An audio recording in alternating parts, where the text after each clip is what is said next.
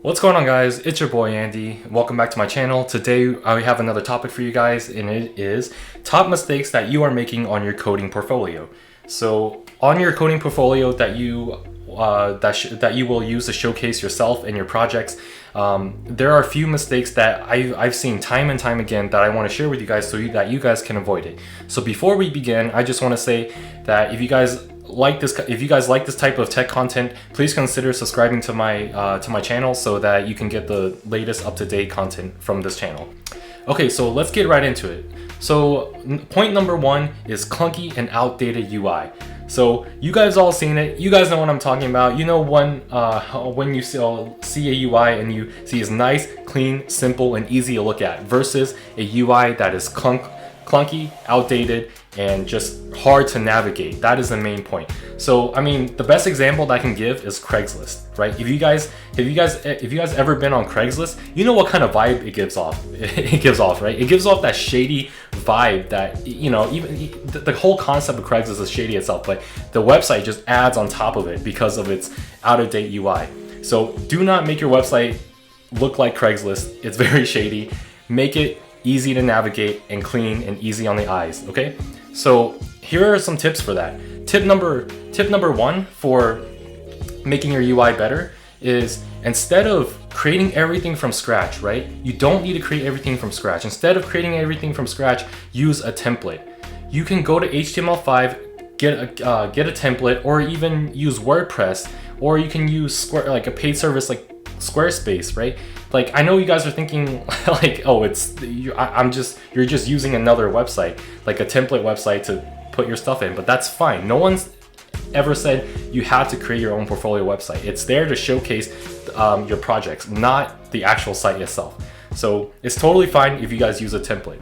And it's a valid point because a lot of you guys out there, right, are not web developers. I mean, a lot of you guys are, but some of you guys are not. So like, let's say you're a machine learning engineer, or like you're a DevOps engineer, or you're like a, you know, like any type of engineering that's like not web engineering. A lot of you might not have the skill sets necessary to create a nice looking website. So use a template in that case.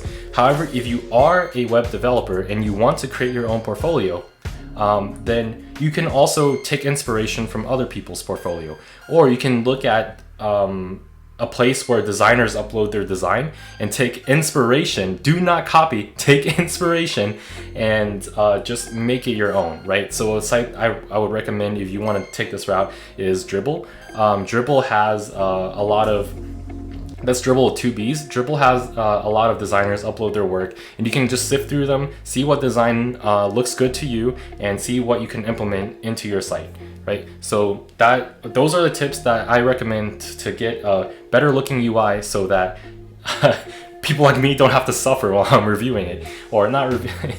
But anyways, let's move on to point number two on your portfolio. So point number two, there are too many projects, right? So I know, like, you know, as developers, we tinker, we try new technologies, and while we're trying new technologies, we might just create like a nice little, you know, like to-do list, or like an educational project, right?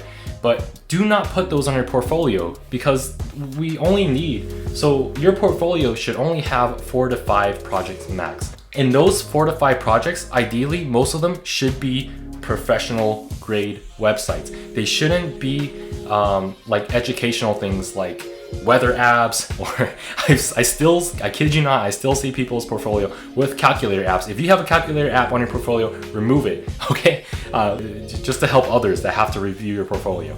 So anyways, and I also see a lot of personal apps on portfolios. There's nothing wrong with personal apps, but the thing is, personal apps meaning like games, like a garage door opener that you made when you like tweet something out to Twitter, you know, like things like that are cool, but limit those. Don't put all of those on your project. Like, I don't care that, you know, you made some Tinder bot that helps you swipe right on every chick that is above a 7, okay? Like, it's cool, but like, probably shouldn't put that on a professional website, right? That future employers might be looking at. Websites that I recommend are websites for realtors, websites for lawyers, anything that has to do with a small business. So like a restaurant website, a bakery, a laundromat, like websites. These don't have to be real businesses. Like kudos to you if it's like real businesses, but I made a lot of fictitious business websites, right? So that's totally fine as long as it looks professional and a business could theoretically use it, right? So those are kind of websites that I personally look for when I'm looking, or when I'm like sifting through candidates, right? So that concludes point number 2, too many projects, and the projects that you need to put on should be more professional, mostly professional. Okay, so on to the next point. This would be point number 3. So point number 3 is making your portfolio website same as your resume. So obviously, you know, like you shouldn't make it the same as your resume because most likely if someone's looking at your portfolio, either they've already seen your resume or they have access to your resume, right? So a lot of times your portfolio should not replicate things on your resume like work experience, education, or skills that you know, right? So I see these on some people's I see these on some people's portfolios, and these are totally unnecessary because on your portfolio, your ultimate goal is to showcase your portfolio and who you are, and it gives you an outlet to be a little bit more creative, and possibly you can even, a lot of people put their face or like a headshot of what they look like on their website.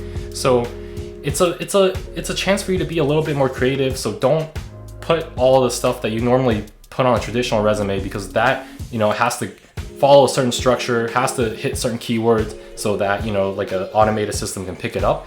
That's not the case for portfolios. Most of the time, when people are looking at your portfolio, they've already seen your resume, and it's going to be a human looking at your portfolio. So that's what I recommend. Don't list your skills, don't list your education, don't list your work experience. Okay, so the next one this will be my 4th and final point is making the About Me section on a portfolio a little bit too personal, right? So what you have to do, right? So what I recommend for people who are writing About Me section, always stand in the shoes of the employer or like whoever's looking in your portfolio, right? You have to think about what you can do for them or what you can do to help others, right?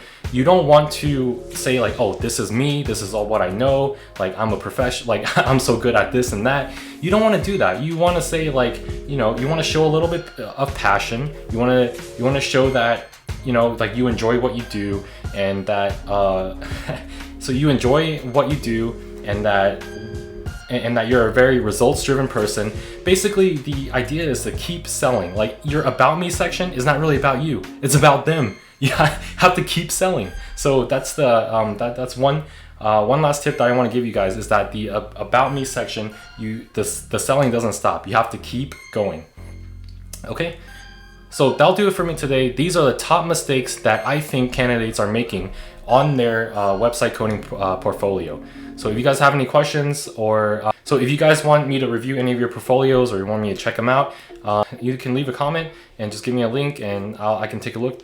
I can take a look through it. But yeah, we can get we can get the activity going. So yeah, thanks for taking your time to watch this video, and talk to you next time. Take care.